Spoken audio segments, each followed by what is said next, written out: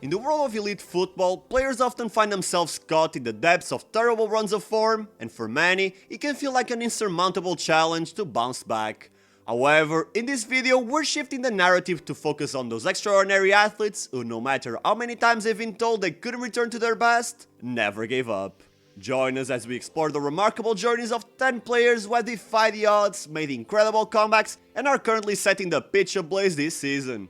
Make sure to stick around until the end, because the last 3 stories are as inspiring as the goals they score.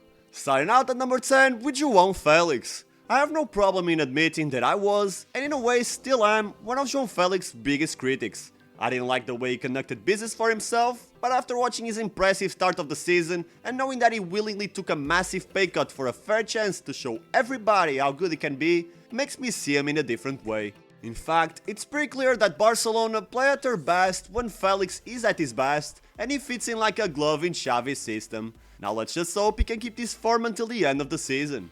Number 9, Harry Maguire. Here's a comeback that no one expected, but it's really happening. Maguire is one of the most disappointing signings in football history, and he should have played way better, especially as Man United captain. Maybe it was his huge price tag, maybe it was the pressure of captaining one of the most followed clubs in the world that led to his dramatic downfall, but despite having limited game time, Maguire has been performing well in almost every opportunity. He was clutch against Copenhagen in the Champions League, but his good form has also been evident in the Premier League, where he has excelled and contributed a lot to Man United's climb up in the Premier League table. At this point, he should either be given a starting 11 spot again, or request a transfer in January, because one cannot keep playing like this and remain in the bench. Number 8, Isco. 11 years ago, Isco was the best young player in the world. He eventually rose to stardom and became one of Real's most important players, but due to his recurring injuries, Isco lost his place not only in Real, but in the world of football, even going 7 months without a club. Betis ended up signing him this summer, and the man hasn't looked back since, always performing at a high level in both La Liga and Europa League. The only thing left for him to achieve is a return to the national team, and if he keeps his level, I bet that he'll get there once again. Number 7, Ryan Gravenberch.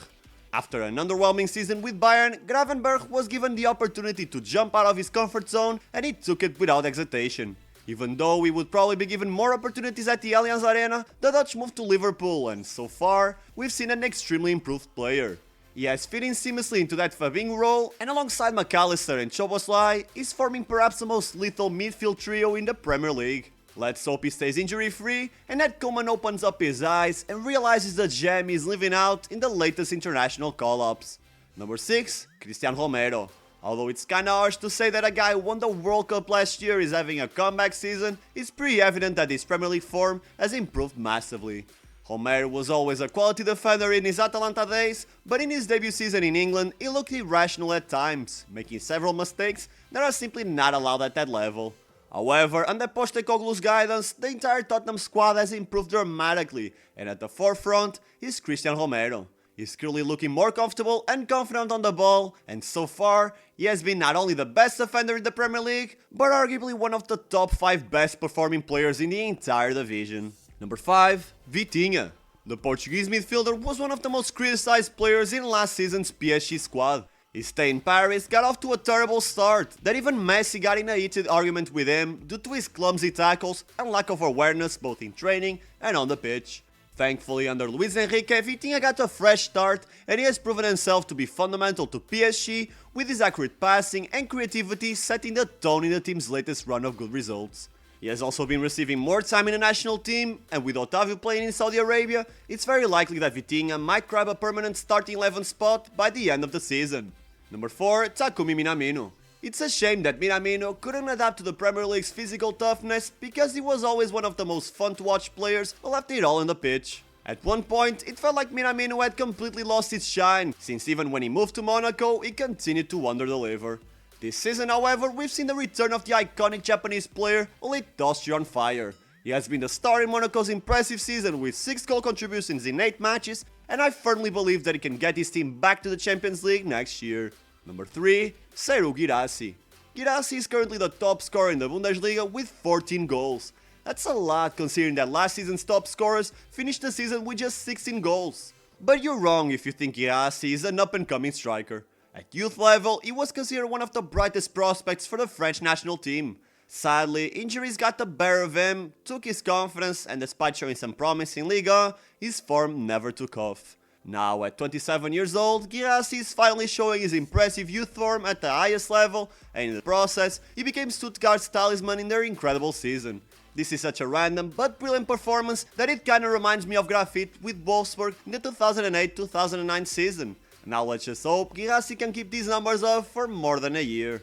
Number 2, Pedro Neto. I honestly didn't think Wolves would do well in the Prem this year. I tipped them for relegation, and the only way I could see them staying up was if other teams performed even worse than them. But there was one element that I completely forgot. Pedro Neto. Don't blame me though, the amount of matches that he missed across his stay in Wolverhampton is staggering. Either way, this season his fitness issues appear to be under control, and his creative influence on the team has been a difference maker. The Portuguese winger already has 6 assists this season, and if he keeps his form up, despite the rocky start, Wolverhampton have everything it takes to avoid relegation. And finally, at number 1, Cristiano Ronaldo. It's undeniable that last season was the worst in Cristiano's entire career. Many fans claim that he was finished, and his disappointing World Cup performances didn't help his cause. But now looking back, it appears that missing a big chunk of preseason and the impact that his son's death had on his mental health weren't just sorry excuses by Ronaldo, as now, almost 1 year after leaving United, he seems to be happier than ever, and with the right planning, his form improved a lot. So much so that at the time I'm making this video, he's a top goal scorer in the world in 2023 and continues to be a clutch player for Al Nassr and the best striker in the Portuguese national team. Ronaldo is never going to be the robotic player that he was at Real Madrid, but being able to hold his own against the elite crop of strikers at 38 years old is just another proof of how legendary this player truly is. And that is it for the video. Feel free to comment other players that I might have missed out, even if they're from lesser known leagues. Like the video if you want to watch more content like this, and subscribe to Thorn FC so you never miss the most interesting football discussions, stories and news. Thank you for watching until the end, I appreciate you, and I will see you soon.